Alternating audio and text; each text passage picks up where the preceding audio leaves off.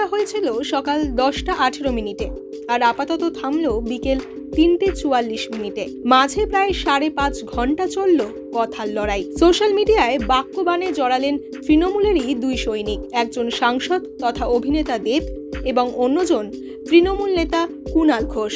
রাজ্যের শাসক দলের দুই নেতার এই তরজার শুরুটা করেন কুণাল ঘোষ। দুদিন আগে ঘাটাল হাসপাতালে ডায়ালিসিস ইউনিটের উদ্বোধন করেছিলেন স্থানীয় সাংসদ দেব। উদ্বোধক হিসেবে নাম ছিল তার। এদিন প্রথমে তা নিয়ে দেবকে খোঁচা দেন কুণাল, আর তারপরই শুরু হয় দুই নেতার বাক্যবাণ। সকাল 10:18 এক্স হ্যান্ডেলে কুণাল ঘোষ লেখেন, ঘাটাল হাসপাতালে ডায়ালিসিস ইউনিটের উদ্বোধন করেছিলেন স্বয়ং মমতা বন্দ্যোপাধ্যায়। গত 12ই মার্চ ভার্চুয়ালি উদ্বোধন করেন। স্থানীয় কর্তা ব্যক্তিরাও ছিলেন সেখানে। আর এবার এই একই ইউনিটের উদ্বোধন করলেন সাংসদ দেব। উদ্বোধক হিসেবে মুখ্যমন্ত্রীর নাম পাল্টে এবার সাংসদ। সুপারস্টার একেই বলে হয়তো। দুপুর 2:18 কুণালের আক্রমণের জবাব দেন অভিনেতা তথা সাংসদ দেব। এক্স হ্যান্ডেলে দীর্ঘ পোস্ট করেন তিনি।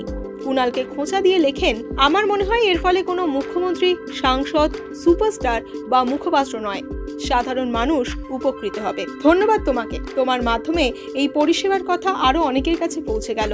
এখানেই না থেমে দেব আরো লেখেন, শেষে একটাই কথা বলবো, আমরা যে পরিস্থিতির মধ্যে দিয়ে যাচ্ছি তাতে তথ্য যাচাই না করে সোশ্যাল মিডিয়ায় মন্তব্য না করাই ভালো। দুপুর 2:30 দেবের পোস্টের 12 মিনিটের মধ্যেই জবাব দেন কুণাল। তৃণমূল সাংসদকে উল্লেখ করে কুণাল লেখেন, দিদি যে ভার্চুয়ালি উদ্বোধন করেছিলেন সেটা ছবিতেই স্পষ্ট।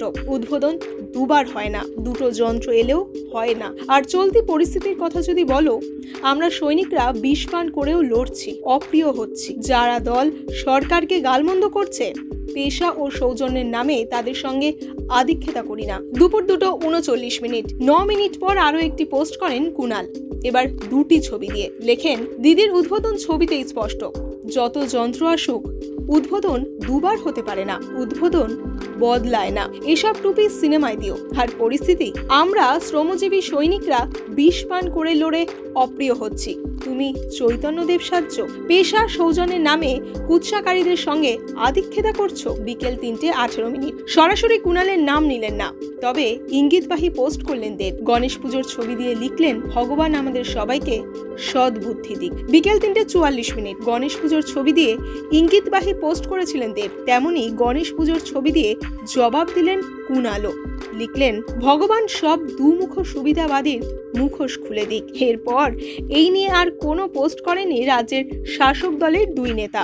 এরই মাঝে দলের দুই নেতার কথার লড়াই নিয়ে ফিরহাদ হাকিম বলেন, আমার মতে এখন এই সময় প্রত্যেকের মুখ বন্ধ রাখা উচিত। এই ধরনের মন্তব্যে বিতর্ক বাড়ে। 5.5 ঘন্টার বাক্যবাণ শেষে আপাতত সোশ্যাল মিডিয়ায় দুই নেতা চুপ রয়েছেন। এই নিস্তব্ধতা কতক্ষণ থাকে তা নিয়ে এবার শুরু হয়েছে আরেকটা জল্পনা।